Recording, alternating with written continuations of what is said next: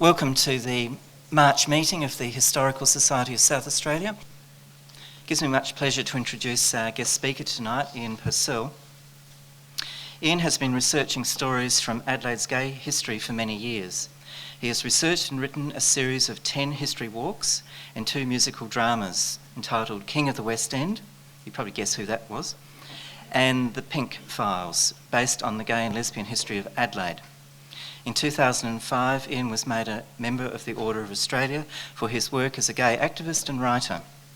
At the state level of the 2011 Australia Day Council Awards in November last year, he was a finalist in the South Australian Senior Australian of the Year section. You're not that old, Ian. Oh, a young senior, okay. Tonight, Ian combines 3 of his interests: the history of the city of Adelaide, the gay history of South Australia, and the history of Australian theatre. And tonight he's going to unfold an interesting mystery for us. And the title of his talk is almost a talk in itself: Side by Side, the mysterious tale of the burial of 2 American vaudeville performers buried in the same grave 7 years apart. Thank you, Ian.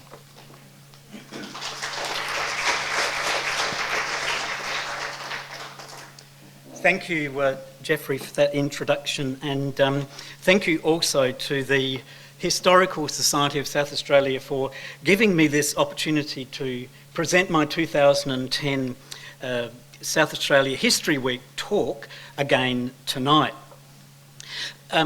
Concerning the Australia Day Awards, I was pleased that the National Local Hero Award went to an 85-year-old man, Donald Ritchie, a man who has lived opposite the Gap in Sydney's eastern suburbs for almost 5 decades, and he has saved over 160 people by from committing suicide by inviting them to his home for a chat and a cup of tea.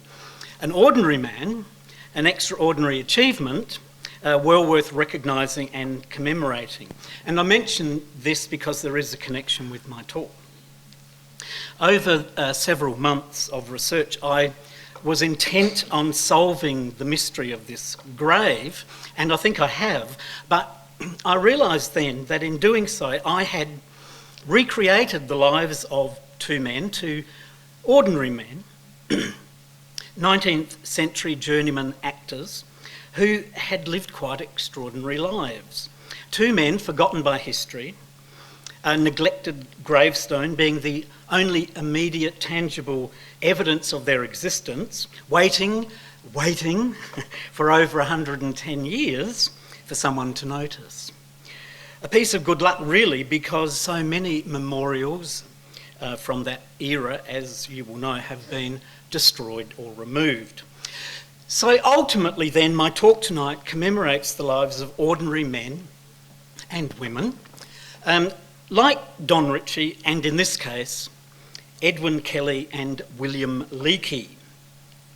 So to begin, in 2009 in the State Library, I was researching Australian theatre in the 19th century for a play I was writing. And in a text from minstrel show called From Minstrel Show to Vaudeville, the Australian Popular Stage, by Professor Richard Waterhouse, I came across this statement in a chapter about American minstrel performers.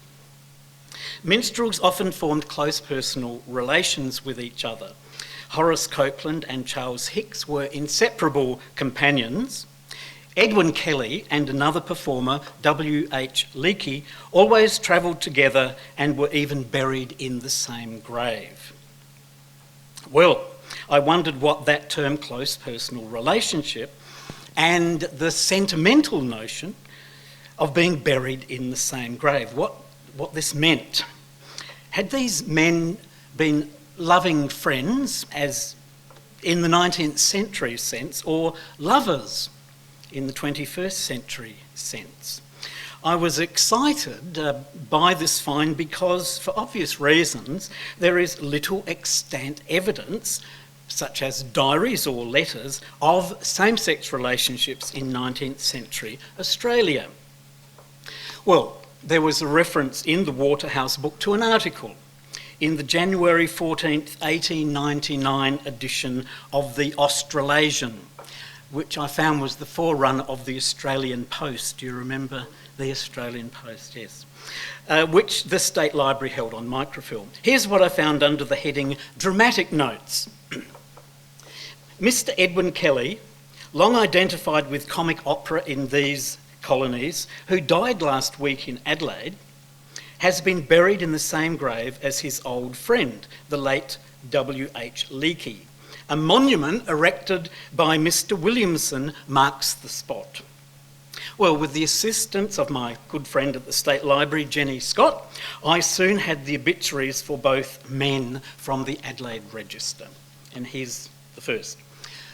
Leakey's obituary said that he died of 57 years of age, had adopted the stage as his profession at the age of 21, where he had devoted his attention to the legitimate drama. So he wasn't a minstrel as implied by Professor Waterhouse. He died on Tuesday the 15th of March 1892 in the Adelaide Hospital, where he had been laid up for 4 months, and his funeral took place on Thursday the 17th of March.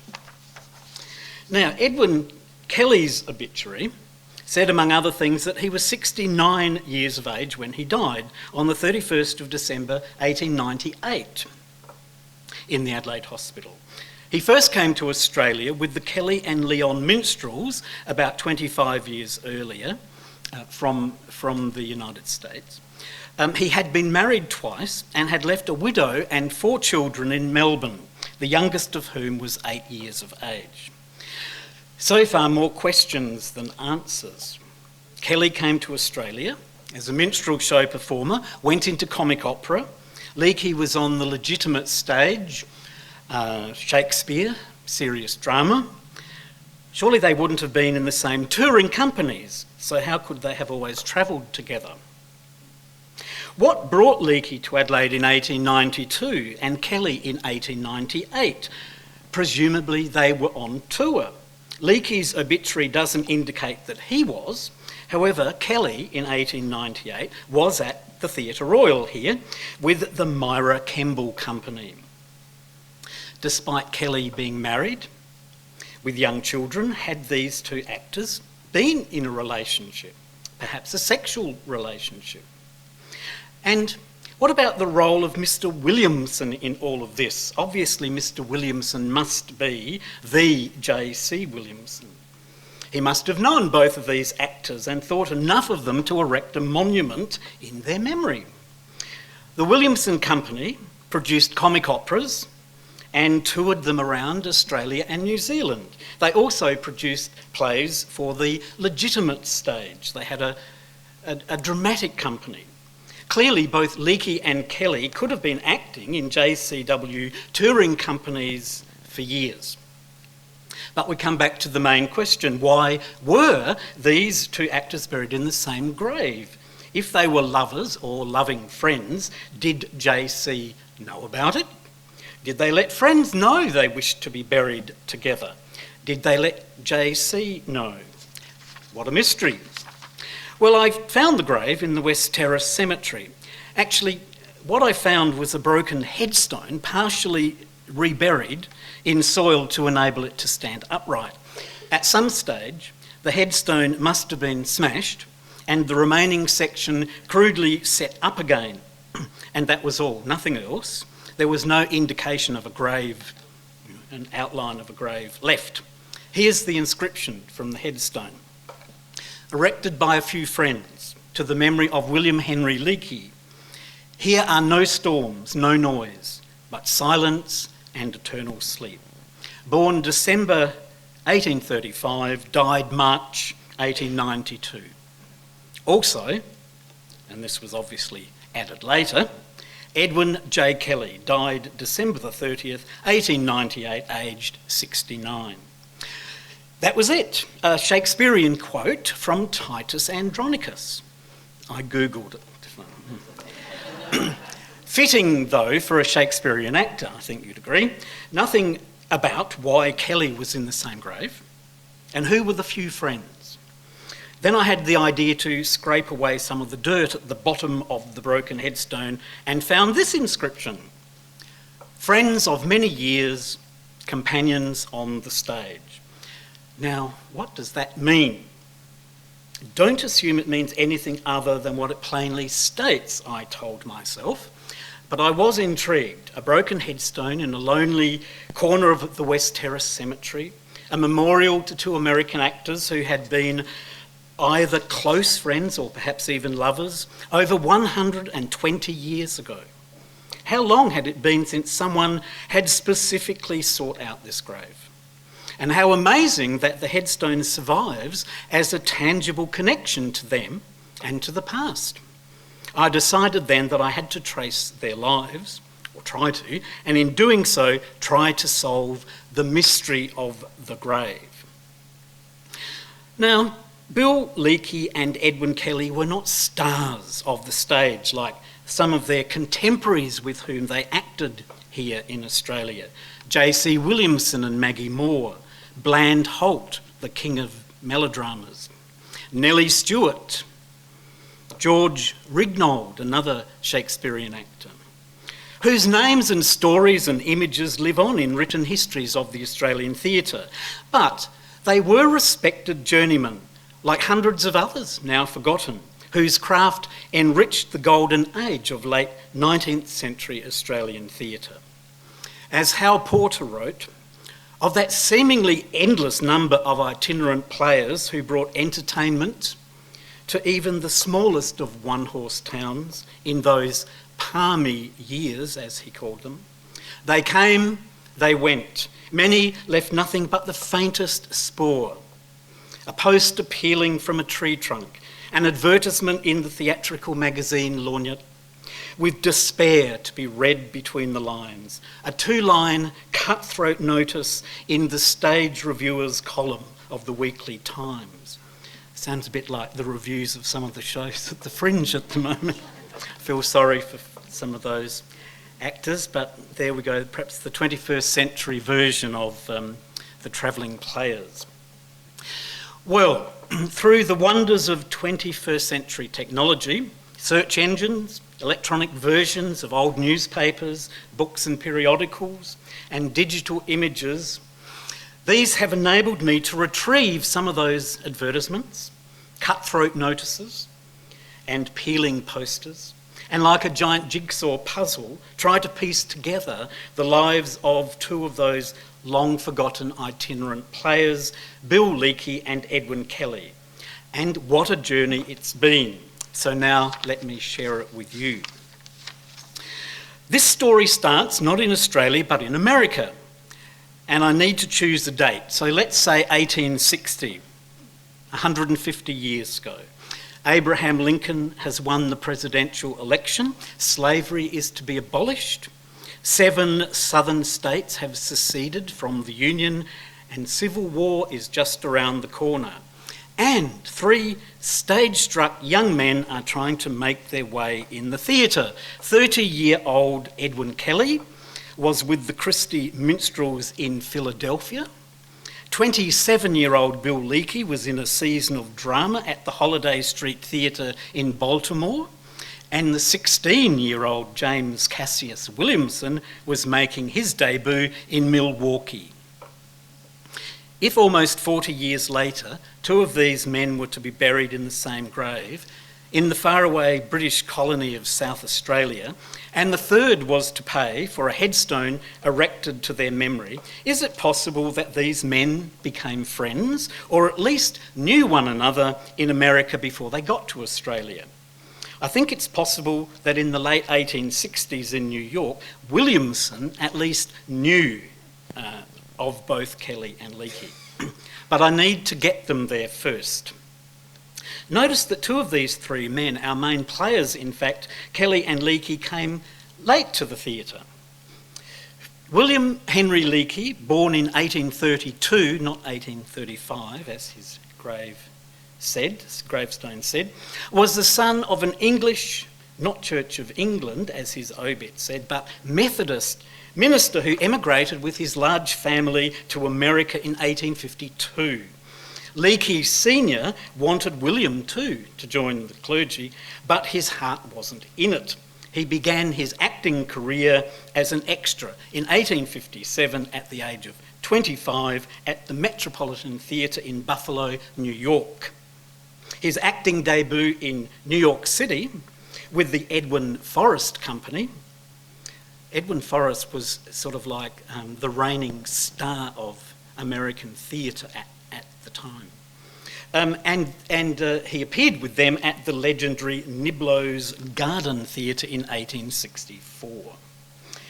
Edwin Kelly was born in 1829 in Dublin, educated as a surgeon at St George's Hospital in London.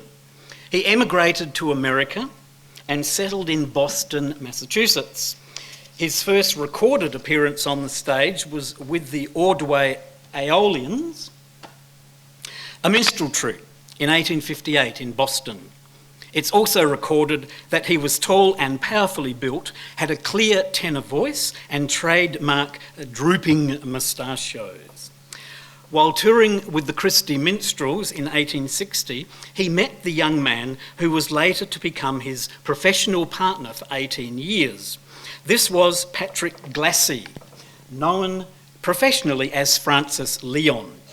Now, Patrick was born in 1844 and was a boy soprano from New York City who debuted in the minstrel business at the age of 14 at a rather unsalubrious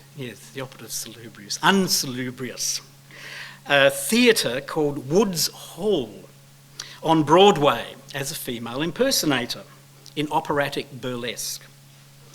We are told he was a favourite with the habitués of that particular establishment. And in 1860, when they first met as players, that's Kelly and Leon, with the Christie Minstrels, Kelly was listed as tenor, he was 30, and Leon, who was listed as wench, was 15. Anyway, eventually, Leon became the most famous female impersonator in the world. He specialised in portraying prima donna characters. He wore elaborate, expensive dresses, which he refused to call costumes, and perfected the art of gender illusion on stage. He had many imitators and so billed himself as the only Leon. By November 1864, Kelly and Leon were the managers of their own minstrel troupe in Chicago. Leon was just 20. Less than 2 years later, they were in New York. They had leased a theatre at 720 Broadway, renovated it and named it Kelly and Leon's Opera House.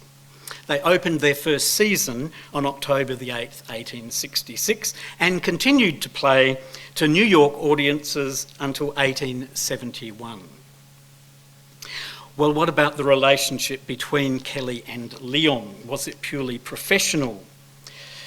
Well, Kelly, I believe, was astute to hitch his wagon to this incredibly talented young man. However, by all reports, Kelly was extremely talented as well as a comedian, a ballad singer, and an interlocutor who was the master of ceremonies in the minstrel troupe. They wrote their own burlesque musical sketches and obviously worked well together. Well, I suppose it's possible that Francis Leon may have been sexually attracted to men. All we know, or all that I could find out, was that he was an effeminate appearing young man who loved to frock up. His professional life as a gender illusionist certainly allowed him to do so, to do what he liked in a very public way, and also to be both adored and rewarded for it at a time when public cross-dressing was illegal. But what of Edwin Kelly? Well, we do know that Kelly was married. In what year and to whom? We do not know, but it seems likely that he married in Boston in the late 1850s. He had at least one child from this first marriage, a son, Edwin, who first performed with the Kelly and Leon troupe years later in New York in 1876. However, because Kelly was married and had at least one child, does not necessarily mean that Kelly and Leon were not lovers.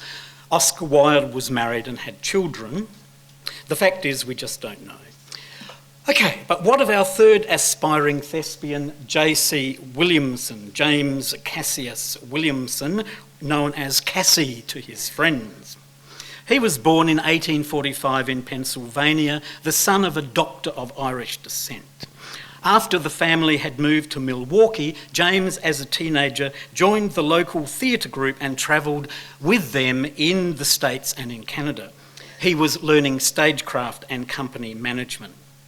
And by 1863, at the age of 18, he was in New York, lucky enough first to play in Shakespeare with the great Edwin Booth, and then to be a member of Wallach's Theatre Company, with whom he stayed until 1871.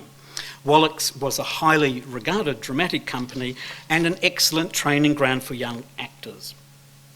I said earlier it's possible that in the 1860s, in New York, Williamson could have known of both Kelly and Leakey. When we think of Broadway today, we think of the area around 42nd Street, Midtown Manhattan.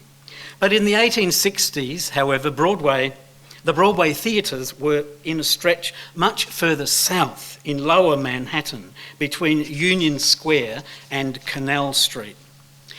In New York, there was so much competition that theatre managers and performers walked Broadway every day soliciting for customers.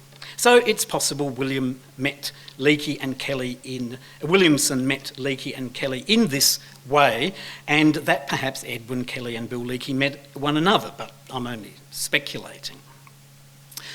In 1867, a dramatic incident on the streets of New York definitely would have brought the name of Edwin Kelly to the attention of the 22-year-old Williamson.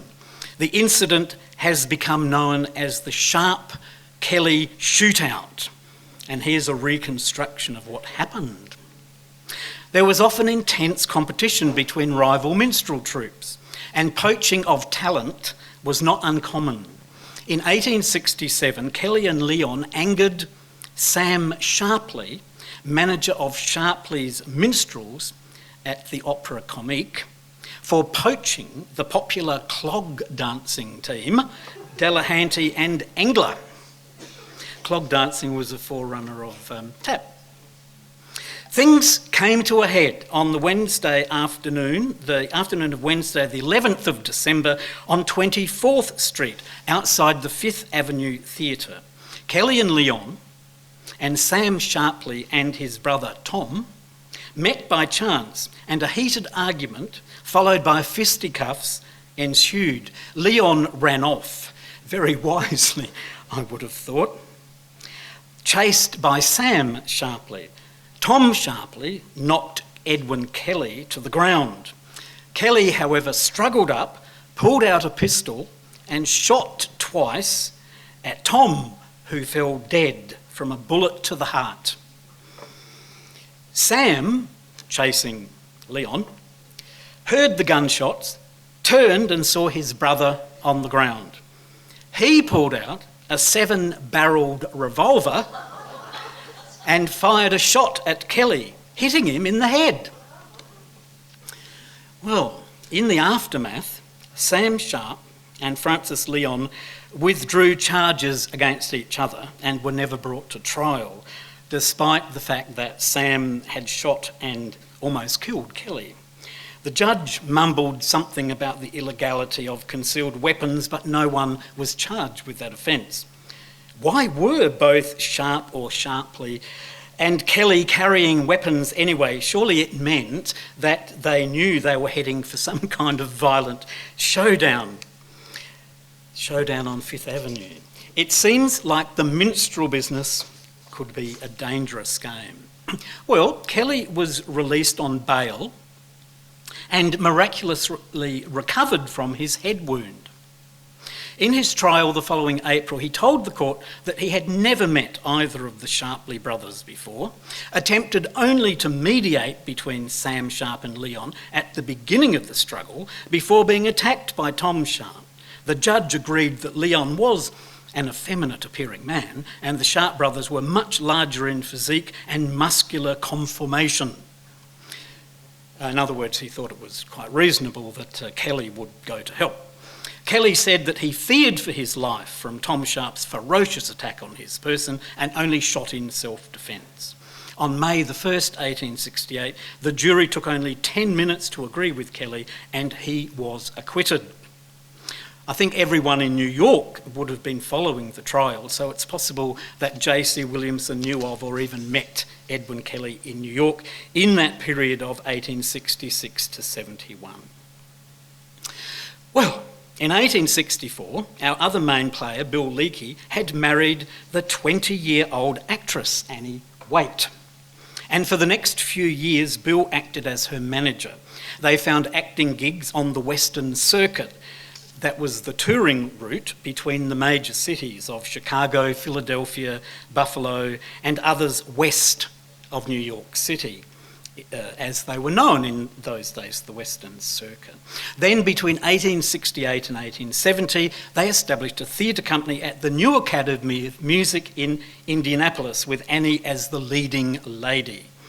They then made a name for themselves travelling again with 2 plays in which they starred, Under the Willows and The Three Guardsmen. Let's leave them touring there for a while and catch up with J.C. Williamson. In 1871, James was offered an engagement as leading comedian at the California Theatre in San Francisco, where he met and married Maggie Moore, a rising young comedienne. He purchased and rewrote a one-act melodrama, Struck Oil, as a vehicle for himself and Maggie. It was a huge hit in Salt Lake City. The management of the theatre in San Francisco told him it was rubbish and he wasn't interested in putting it on. Huge hit, though, in Salt Lake City. And far away in Australia, George Coppin heard about it. Now, George South Coppin was one of the first great theatrical entrepreneurs of the Australian stage. There's a local connection here because Coppin enlivened the Adelaide theatre and hostelry scene with his presence and influence from 1846 to 1851. In 1849, he opened Coppin's Royal Exchange Hotel in Hindley Street. In 1850, in partnership with John Lazar, he reopened the old Queen's Theatre as the renovated Royal Victoria, which remained Adelaide's principal playhouse until 1867. He brought out many famous performers to tour Australia during his career, including Edwin Booth in Adelaide at the Royal Victoria Theatre in 1855. So the next time you visit the old Queen's, you can say, I'm standing where once the famous Edwin Booth played, the brother of the more infamous Booth who shot President Lincoln. There were 3 brothers, in fact, all actors. Anyway, let's leave the Williamsons on their triumphal progress and... Oh, sorry, jumping ahead of myself. So, Coppin in 1874 brought out J.C. Williamson and Maggie Moore to open his new Theatre Royal in Melbourne with Struck Oil. It was an instant success, and after touring Australia and the world, they returned after 3 years to play the United States. So let's leave the Williamsons on their triumphal progress and return ourselves to New York in 1871. Kelly and Leon were having mixed success. They went to San Francisco for a while and joined Emerson's Minstrels. Back in New York in 1872, their theatre burned down. Lost everything. All of Leon's fabulous outfits and scenery and so on. Eventually, in 1876, with their fortune restored, they opened a new Kelly and Leon Opera House on Broadway, higher up, further north, at 23rd Street. In the company now were Kelly's son, who I mentioned earlier, whose name was Edwin Lester, and another actor called Japanese Tommy. Japanese Tommy, real name Thomas Dilwood, was an African-American dwarf. Signing on Japanese Tommy would have been a management coup, not only because Kelly and Leon would have been the first to hire a black actor, not only because he was a curious attraction, but also because he was famous for his skills in dancing, singing and playing the violin. By 1876, he'd been performing for 20 years. His stage name may have been intended to hide, or attempt to hide, his ethnic background. Japanese Tommy. So the year is now 1876 and the month is May. Kelly and Leon have opened their 23rd Street Opera House, and JCW and Maggie Moore are in the middle of a successful season of Struck Oil at the Royal Adelphi London Theatre in London. But what of Bill Leakey and Annie Waite? Well, 1876 is the year they tire of the provinces and try their luck in New York. You know, if you can make it there, you can make it anywhere. May 1876 finds them at the Grand Opera House at 8th Avenue and 23rd Street in Under the Willows. Here then, there's a short window of opportunity for Kelly and Leakey to cross paths. They're playing only 2 blocks apart in New York. Did they meet? Possibly, I don't know. Well, Bill and Annie had regular work in New York throughout 1877, sometimes together in the same place, sometimes separately. The last mention I can find of Mr. and Mrs. Leakey together, and indeed the last mention of actress Annie Waite, all together, was in August 1877 in Miss Fanny Buckingham's production of Mazeppa at the legendary Bowery Theatre. We can only speculate about what happened. Poor Annie did get some pretty bad reviews. Was Bill concentrating on his own career to the neglect of Annie's? Did they argue? Did they separate? If so, when? I just don't know. So at this stage, we get to say farewell to Annie. But it wasn't Bill Leakey who next got the call to our sunny shores, but Edwin Kelly. Kelly and Leon's minstrel and burlesque opera troupe were signed up by the Australian theatrical entrepreneurs Hiscock and Heyman. They sailed from San Francisco on the SS Zealandia from San Francisco and opened in the Queen's Theatre, Sydney, on February the 2nd, 1878. In July of that year, they played in Adelaide, in White's Rooms, a concert hall in King William Street, which after several incarnations became the Majestic Theatre, which, alas, like so many of our Adelaide theatres, since demolished in the name of progress, Valet Union Hall. But back to Bill Leakey in America. In 1879, he travelled extensively, this is after Annie's disappearance, with the Louise Pomeroy Company in Shakespeare and modern drama. Young Miss Pomeroy was the former second wife of the extremely wealthy barnstorming newspaper editor Marcus Brick Pomeroy.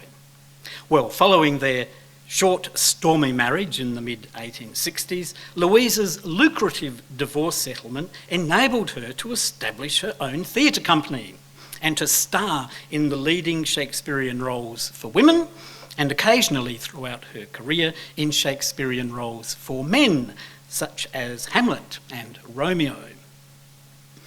In May 1880, Al Heyman, the theatrical entrepreneur, once again arrived in New York to recruit American talent for an Australasian tour, and he signed up both Louise Pomeroy and Bill Leakey as his new stars to play in Shakespeare and modern drama. Leakey's repertoire was to include My Partner, a sentimental melodrama with which he was having something of a success, and it was set on the Californian goldfields. I'm guessing that Leakey signed the contract with alacrity. He was 47 years old. No doubt he realised that Broadway was not to be his. If he had any reputation at all, it was probably among company managers as a solid second-tier dramatic actor. Australia offered Leakey a new life, a second chance at fame, So, leaving America and Annie, had they divorced, he arrived in Sydney on the SS Zealander in mid-October 1880, perhaps having reinvented himself. I told you about those dates being different on his grave and his real birth 3 years earlier. As a 44-year-old, perhaps, I'm a 44-year-old bachelor. His first appearance in Australia as an American star was on October the 30th, 1880, at Sydney's Theatre Royal in My Partner. The Sydney Morning Herald said of his performance, "Mr. Leakey is an actor of very superior powers." So finally, in October 1880, we have our three main players in this theatrical mystery on Australian soil.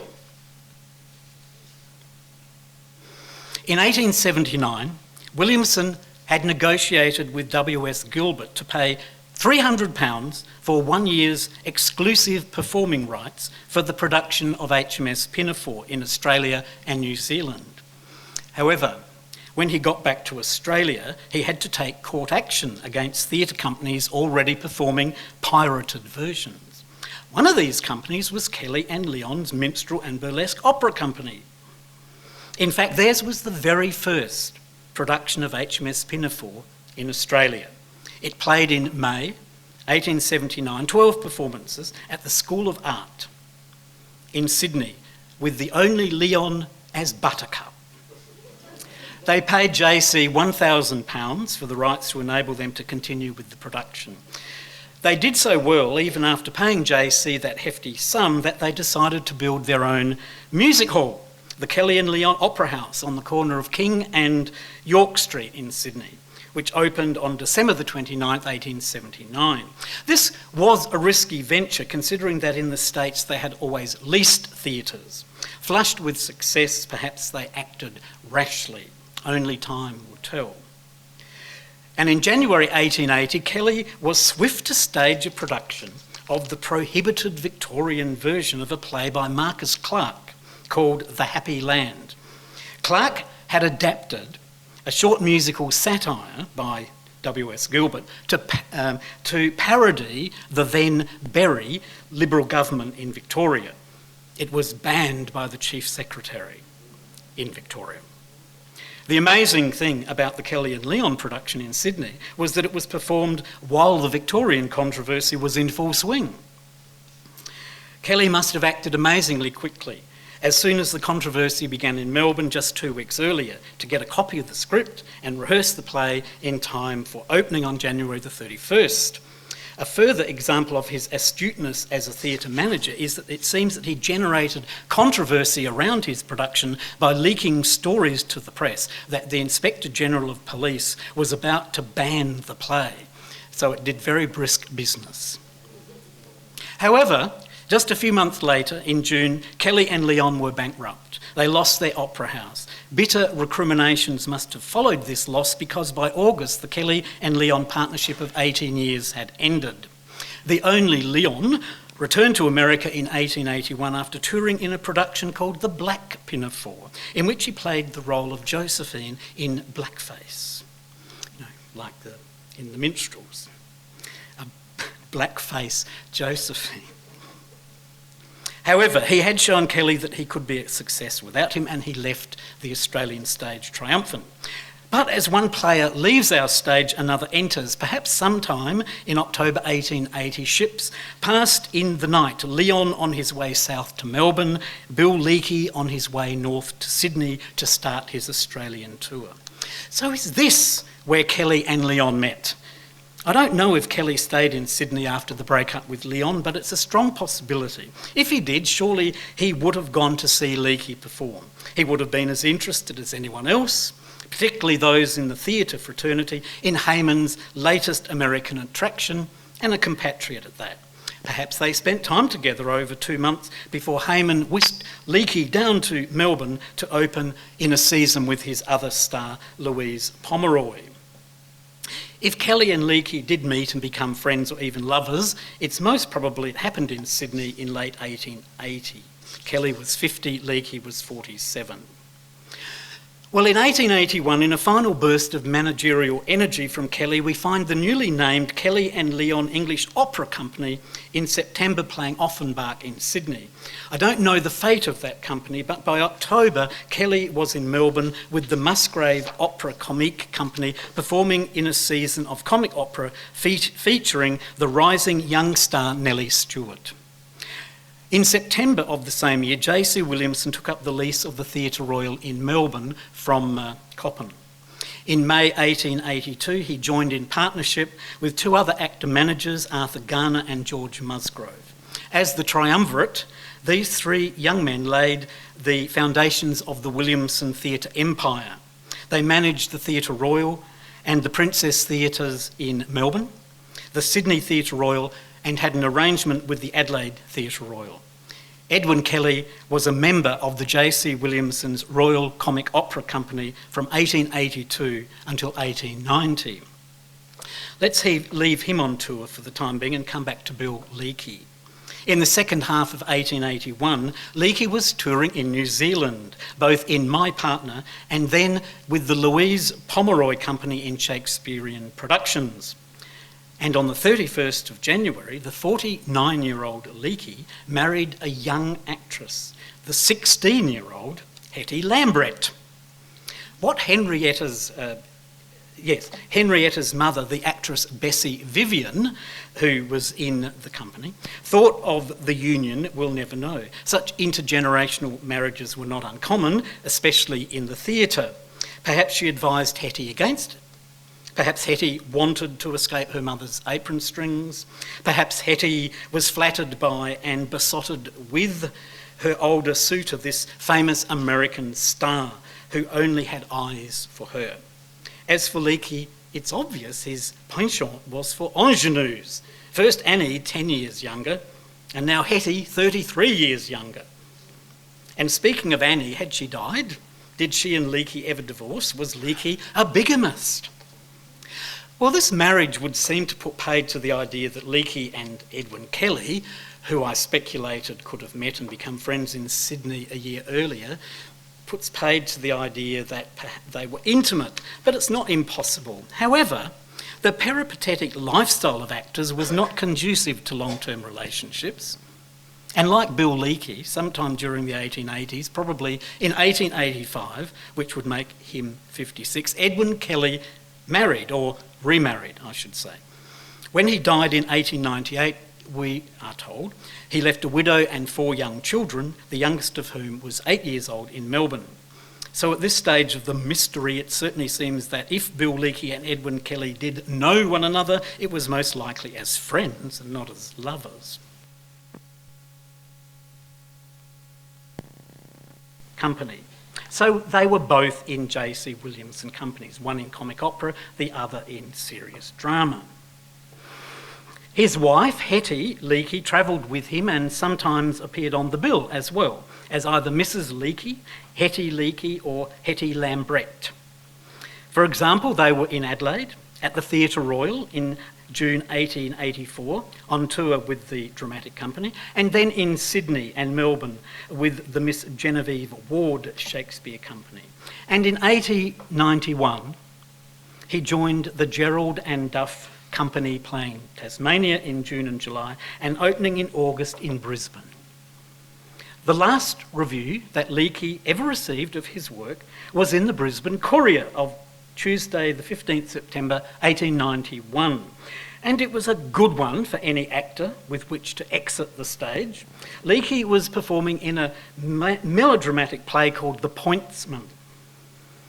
He was the villain. And the reviewer wrote, Mr. Leakey as Dugdale, the villain of the play, was sufficiently revolting in all his actions and yet resisted the many temptations to overdo the part which the situations presented. He obviously knew Hamlet's advice to the players well. The next newspaper notice that Bill Leakey got was that of his death in Adelaide on Tuesday, the 15th of March 1892, exactly 6 months later. How Leakey got to Adelaide is another mystery. This is what I've pieced together. His obituary in the Adelaide Register on Thursday the 17th of March 1892 says that he died at the Adelaide Hospital, where he had been laid up for 4 months. So that means that he and Hetty arrived sometime in mid-November. So where was Leakey when he took ill? Most likely on the country tour of Queensland, the Gerald and Duff Company tour of Queensland, possibly in Rockhampton. The next mention of the company I could find was in Broken Hill in December 1891, where, according to the Hobart Mercury, they had an unfortunate season, and their next stop was to be Adelaide. So Bill and Hetty Leakey must have started out on this journey earlier. Perhaps Leakey wasn't feeling the best in Queensland, so Gerald and Duff arranged for his and Hetty's transport to Adelaide, expecting to meet them there a few months later with Bill recovered from his illness. Once they got to Broken Hill, they could travel to Adelaide by train. A rail link from Broken Hill to Port Pirie had been established in 1888, and by the end of the 1880s, all railways in South Australia, except on Eyre Peninsula, were connected to Adelaide. It was probably the travel through outback Queensland and northern New South Wales must have been an horrendous journey in the heat and humidity of summer that did Leakey in. We find out from an obituary in the New Zealand paper, the Otago Witness, that Leakey was a great sufferer from asthma and other chest complaints, which made his work very laborious. The people who would have helped Leakey once they arrived in Adelaide, once Bill and Hetty arrived in, would have been Wybert Reeve and Beaumont Reid. Now, Wybert Reeve was a former actor himself in J.C. Williamson Productions, a writer of plays and a director, quite famous in his own right. Since 1888, he had managed the Adelaide Theatre Royal, so J.C.'s man in Adelaide. He had known Leakey since he first came to Australia. Beaumont Reid was one of the original Kelly and Leon troupe. He knew Leakey from 1885 when their paths crossed in Sydney. Reid had retired to live in Adelaide in 1890. So at some stage in the 4 months that Bill Leakey was in the Adelaide Hospital, it must have become obvious that he was not going to recover. So here's one scenario of what happened next. Knowing that Bill and Hetty did not have the money for a burial or headstone, and perhaps given Hetty's go-ahead, Wybert Reeve contacts the big man JC. Williamson agrees to provide the money, and Wybert Reeve, JC Mans in Adelaide, organises everything. Why would Hetty agree to her husband's burial in Adelaide? Well, she didn't have much choice really, did she? Where was home after all? Like most theatrical folk, they probably lived their lives out of hotel rooms or boarding houses. So Leakey was buried in Adelaide simply because he died here. It was from a New Zealand paper, the Auckland Observer, that I found a list of those people who attended Leakey's funeral in Adelaide. An article in the May 14th, 92 edition said, "The Reverend R. Reid conducted the service at the grave, and amongst those present were Mrs. Leakey, Messrs. Wybert Reeve, Beaumont Reid, Frank Gerald and Sterling Duff," so the Gerald and Duff managers. Edwin Kelly was not on the list of those who attended Bill Leakey's funeral. Would this put paid to the fact that they were special friends? I don't know.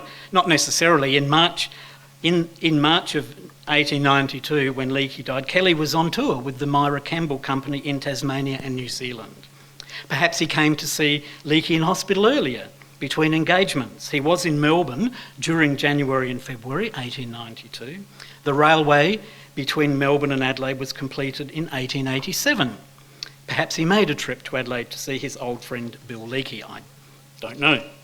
Well, life goes on, and the following night, Friday the 18th of March, a benefit was held for the Gerald and Duff Company. With the money raised, they got their stock out of hock and left Adelaide for Melbourne. And what happened to Mrs. Hetty Leakey? The Otago Witness informs us that in October the following year, she remarried one Jack Hall, son of the famous comedian Good for Hetty, I say. She was still a young woman at 28. Edwin Kelly was 62 when Bill Leakey died. In the early 1890s, Kelly and his adult son, Edwin Lester, who continued to act in Australia until the last reference I can find, it was 1929. He went on radio as well. It's amazing. And they were on tour with the Myra Kemble Company. Kemble had been a favourite actress with Australian audiences since the early 1880s. In fact, Kelly was with Myra Kemble at the Theatre Royal in Brisbane just 2 months before Bill Kelly arrived with the Gerald and Duff Company. And in the latter part of the 1890s, Kelly toured Australia and New Zealand with the Potter Bellew Company. With this company, he was at the Adelaide Theatre Royal in August 1896 in She Stoops to Conquer. Kelly began 1898, the last year of his life, in Melbourne in the holiday pantomime Dick Whittington with Maggie Moore, the now ex-wife of J.C. Williamson. They had separated in 1891. From February to July, Kelly toured with the Charles Holloway Dramatic Company in the hit When London Sleeps. The tour ended in Western Australia in July. It may be that after that tour, which involved a lot of travelling, he felt tired, had an inkling of his mortality. He was in his 70th year. 100 years ago, the life expectancy for men in Australia was 55. He was doing well then. It may be he rested in Melbourne with his wife and young children during the second half of 1898, but just could not refuse his old friend Myra Kemble when she asked him to join her company to play Adelaide in December. Well, the first week of the Adelaide season opened during a heat wave. At a rehearsal on Tuesday the 27th, Kelly was seized with illness and taken to the Adelaide Hospital. 4 days later, on Saturday the 31st of December, he died, and I quote, from failure of the heart's action accelerated by extreme heat. The Adelaide Hospital's not getting much of a reputation in this talk, is it? So it seems now that it was merely coincidence that both Leakey and Kelly died in Adelaide. And the death of Kelly would have presented a similar situation to Wybert Reeve as that of Leakey's death 7 years earlier. Still manager of the Theatre Royal, he once again had another poor or penniless actor dying on his patch, another long-term friend and colleague, and another long-term friend and colleague of Beaumont Reid, still resident in Adelaide, who had been in the Kelly and Leon troupe when it first played in Australia 20 years earlier. There's a widow and 4 young children in Melbourne. His eldest son, Edwin Lester, is on tour with a company in Hobart. But here's the difference. Whereas Bill Leakey lingered for 4 months, Edwin Kelly succumbed within 4 days in a heat wave. They didn't have refrigeration in those days. Okay. Once again, Reeve would have contacted JC about what to do. Who decided that Kelly should be buried in the same grave as Leakey, and who added to the inscription, the bit that I found down the bottom? It was the Christchurch newspaper, The Star, that finally provided the answer. On the 25th of January, it reported that Kelly had died and that some years ago an old comrade of his, Mr. W.H. Leakey, was buried in Adelaide, over whose grave Mr. Williamson erected a monument, the headstone. Mr. Williamson has now had this grave opened so that the 2 friends may sleep side by side, and that Mr. Wybert Reeve, actor and author, has added a few appropriate words to the former inscription. Here then is the $64,000 question. Did JC have Kelly buried side by side with Leakey because they really were old friends, or to save the cost of buying another plot. You guessed that, didn't you? And to what extent were they friends of many years, companions on the stage, the appropriate wording that Wybert Reeve added to the headstone?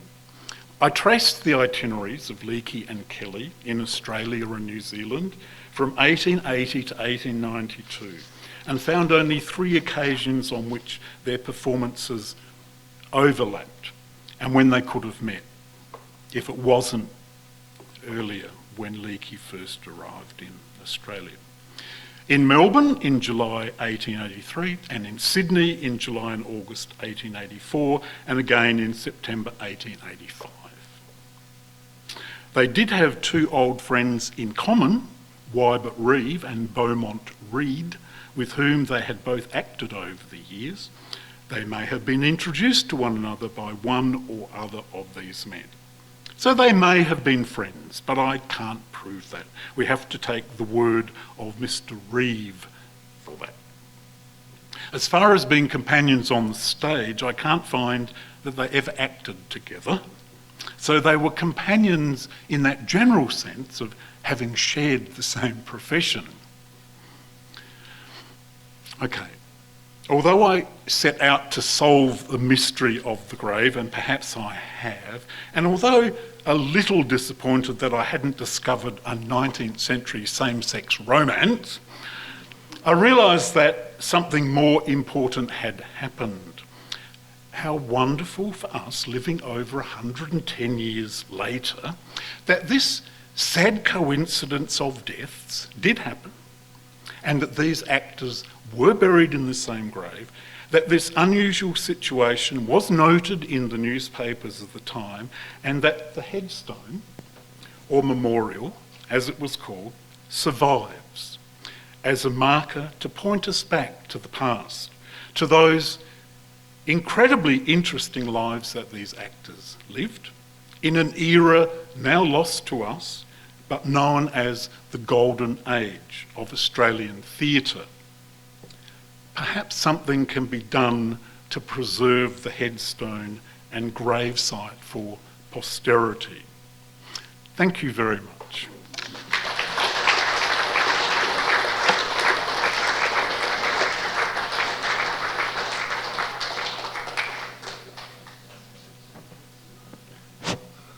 Thank you, Ian. What an amazing story. I admire greatly your delving, your digging, to find all those clues in papers from New Zealand and not locally. That's amazing. Open the floor to questions. You've got a burning question they'd like to ask? Actually, your comment about the golden age of theatre is just so true when you look through the newspapers and see what was being performed by whom, people from all over the place. And it wasn't just the stage plays and the melodramas and whatever. When you look at the opera that was performed here, it was just amazing. I can't remember the detail at the moment, but one season in Adelaide in the 1870s, it was Lazar's company. They performed 18 different operas in a month, and they were major operas. And with elaborate sets and amazing mechanical effects, which we think of special effects today, like in the mega musicals. But they had waterfalls and train crashes on the stage. Yeah. You know? And then they'd change and do another play the next night. Yeah, It was just incredible. Any questions? Would you like to give us some just impression of your experience in the archives? Did you actually go to, say, New York, or did you find everything here in Adelaide, or do you have... All online, it's amazing. As online. I mentioned, all except for a couple of visits to the State Library. And unfortunately, the reason why the New Zealand papers are much better digitally archived at the moment than the Australia, although not to do a discredit to the Australian National Library archives. They're wonderful, but actually I certainly got a lot of information.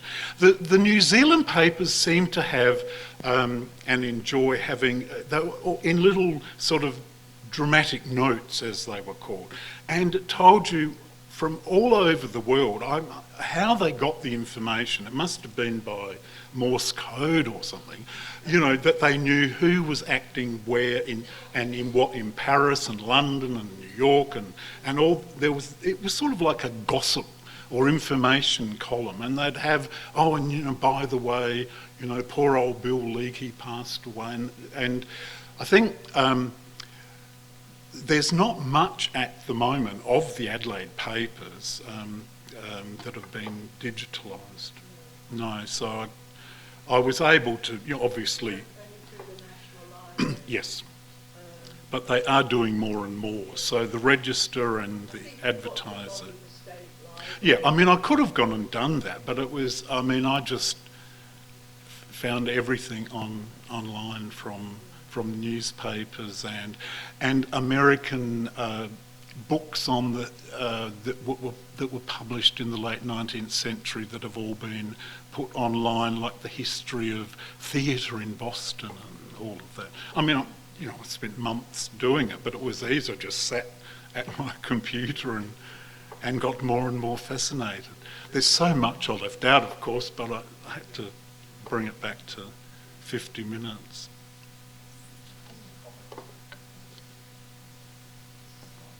Plays up all the time. Just a comment about the newspapers in South Australia.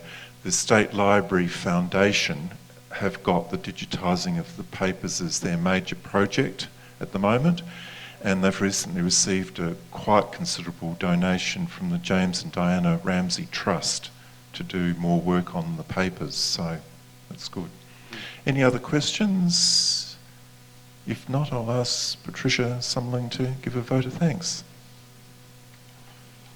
I think that was wonderful. We don't get enough theatre history here, and I did some work for Ross Thorne, Professor of Architecture at Sydney University on the Queen's Theatre, and I looked at the social history. He's promised from 15 years ago he's going to write a history, but we're still waiting.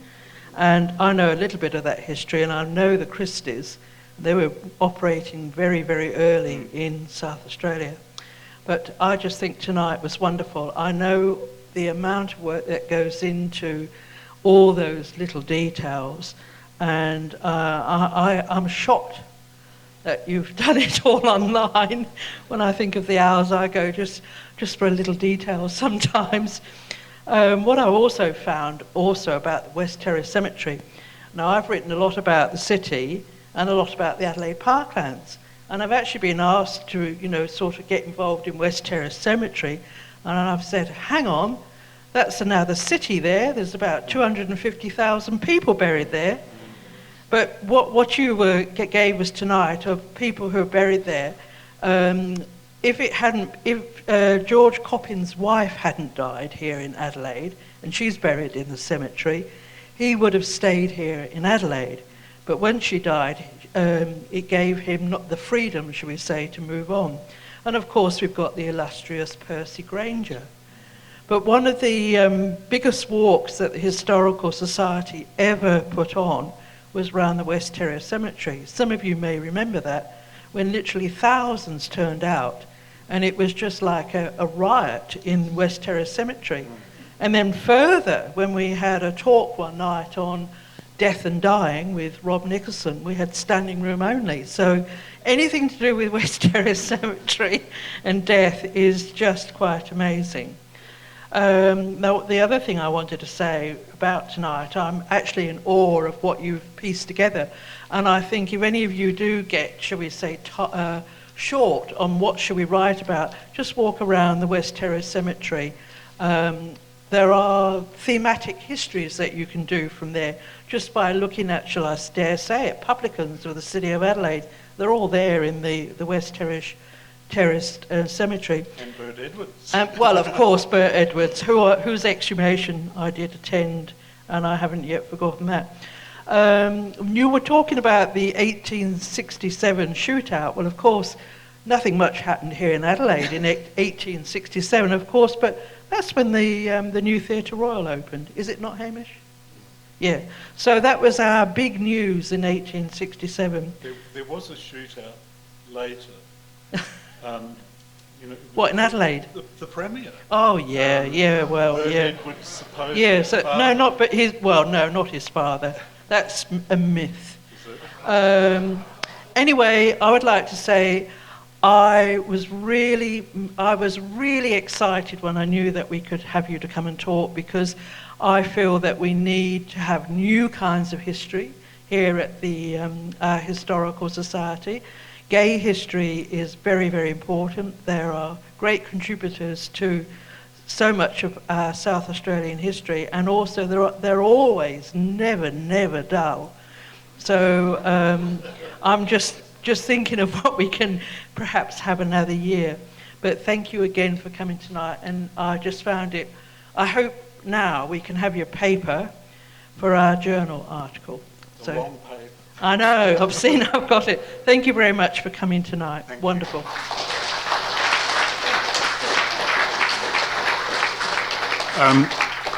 I am giving another talk this year during History Month, and I'm getting in very early, Sunday the 1st of May, and it's called Love Stories, Same-Sex Relationships in Colonial South Australia. So I look at the evidence and speculate.